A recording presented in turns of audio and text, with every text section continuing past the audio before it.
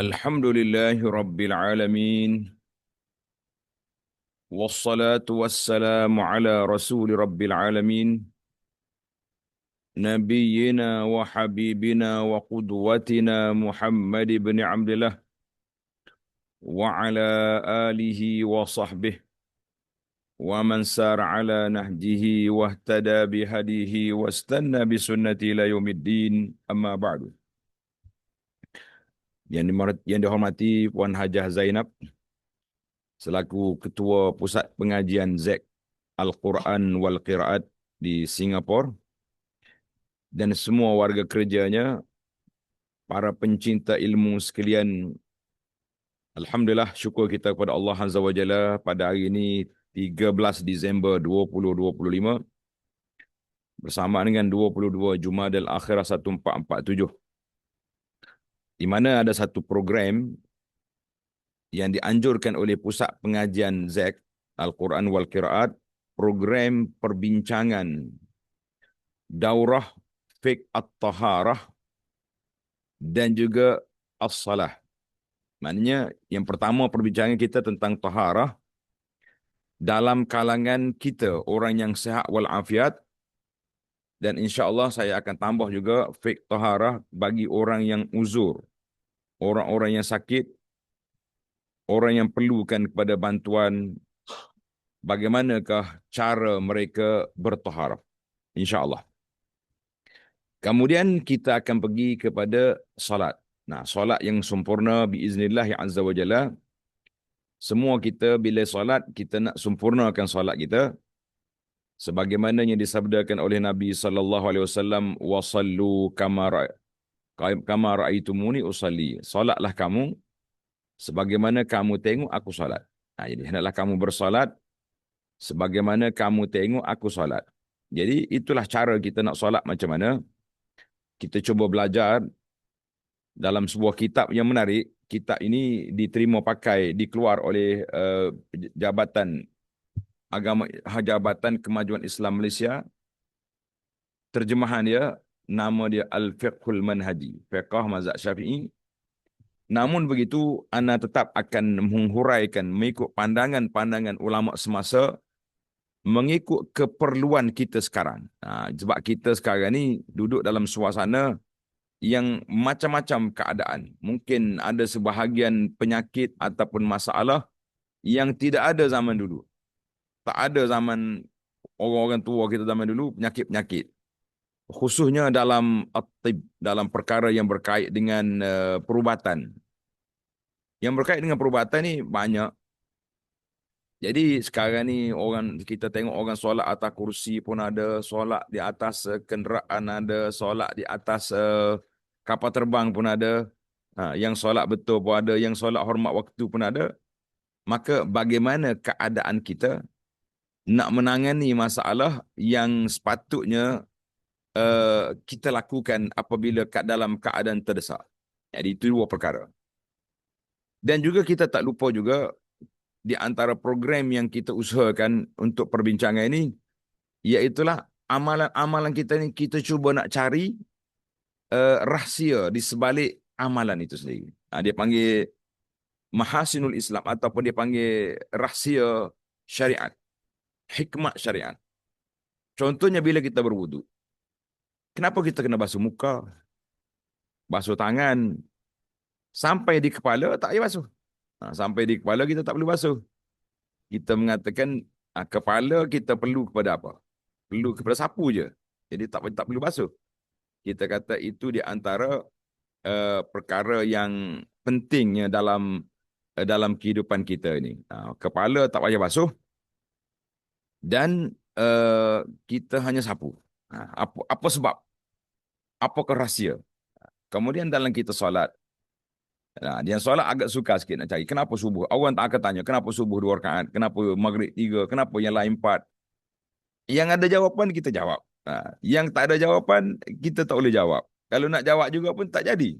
Maka, jadi perbincangan kita insya-Allah, kita cuba mencari, yang pertama, memahami setiap rukun, setiap amalan, dia ada rukun, dia ada syarat.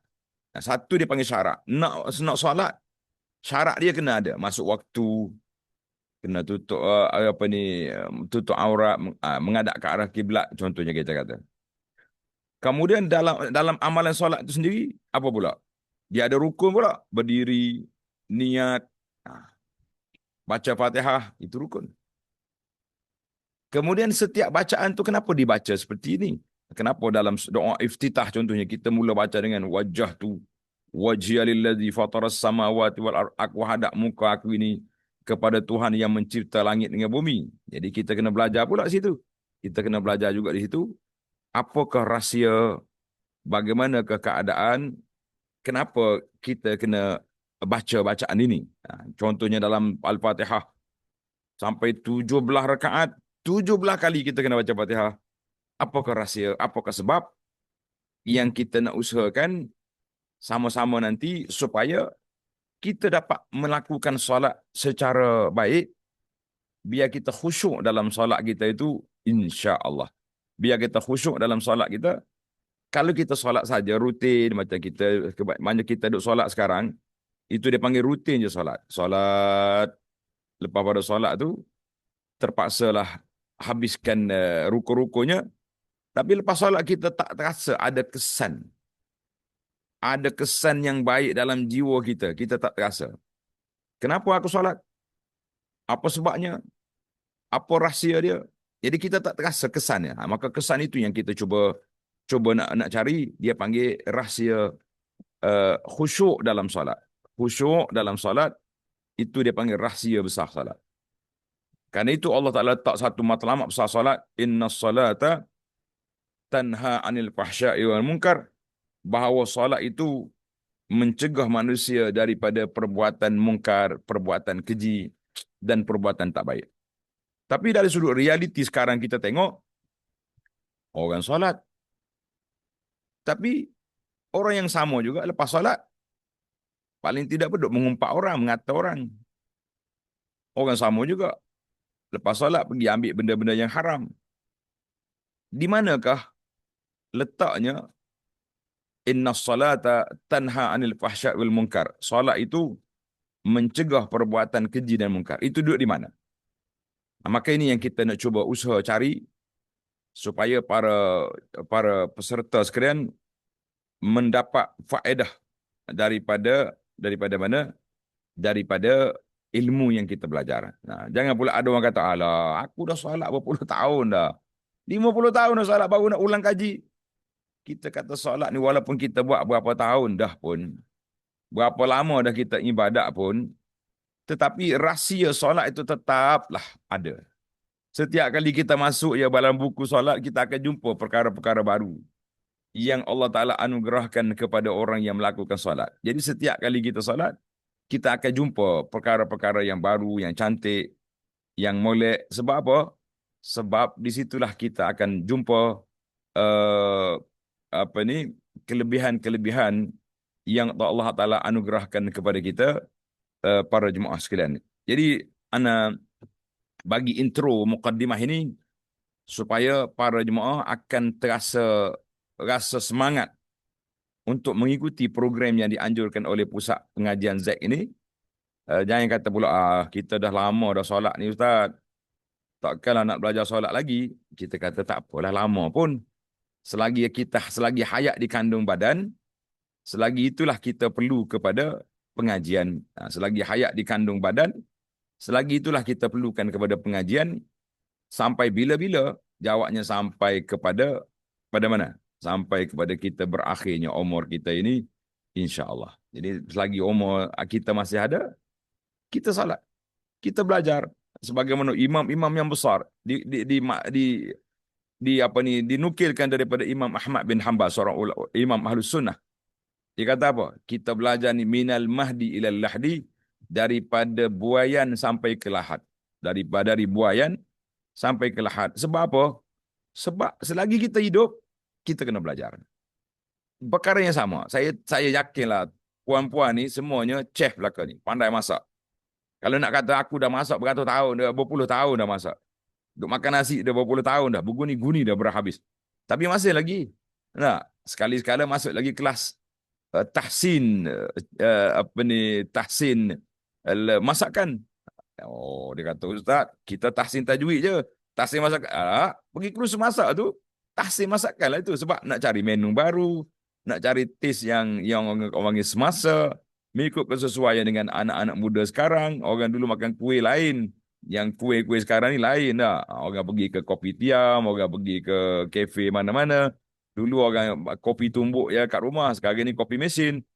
Maknanya tuan-tuan boleh ambil, boleh tengok kita punya hikmat, kita punya rasa sebab betapa pentingnya pengajian itu, betapa penting. Cuma anaknya tidaklah orang panggil pakar dalam bidang ini, tapi oleh kerana cikgu apa ni Hajah Zainab minta supaya saya jadi moderator ataupun pembicara dalam kursus ini, dan kebetulan kita pun sama-sama nak mencari kelebihan rahsia khusyuk dalam solat, yang menyebabkan bila sebelum saya apa ni sampaikan kepada tuan-tuan dan puan-puan, saya dulu kena membaca, kena murajaah, kena semak balik kitab, yang menyebabkan ilmu itu bertambah. Dengan bertambah, terkumpul di sini, kita cuahkan apa ni kepada pendengaran telinga tuan-tuan dan puan-puan, kerana itulah yang terbaiknya insya-Allah. Itu yang terbaiknya insya-Allah. Jadi mudah-mudahan apa yang kita usahakan dalam program daurah fiqh, taharah dan salat ini ada manfaatnya insya-Allah. Baik, kita akan mulakan pengajian kita besok 14 hari bulan Disember 2025 biiznillah azza wa jalla. Jadi inilah muqaddimah kita ataupun intro kita pada permulaan ini, untuk memberi semangat dan motivasi kepada para pencinta ilmu sekalian untuk bersama dalam majlis ini, walaupun secara maya. Tapi kata orang, maya tak maya, tapi kalau kita ikut pengajian ni, kita dalam majlis ilmu. Cuma berbezanya majlis ilmu dengan maya dengan majlis ilmu dalam masjid, ada perbezaan kelebihan tempat. Tapi majlis ilmu tetap majlis ilmu.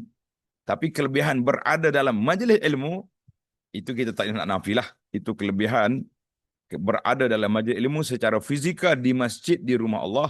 Zalika fadlullah yu'tihi man yasha. Setiap tempat itu ada kelebihannya sendiri yang kita tak boleh nak nafikan. Baiklah, terima kasih kepada pihak Pusat Pengajian Z yang telah memberi peluang kepada saya untuk menjadi moderator ataupun pembicara dalam daurah yang bermanfaat ini insya-Allah.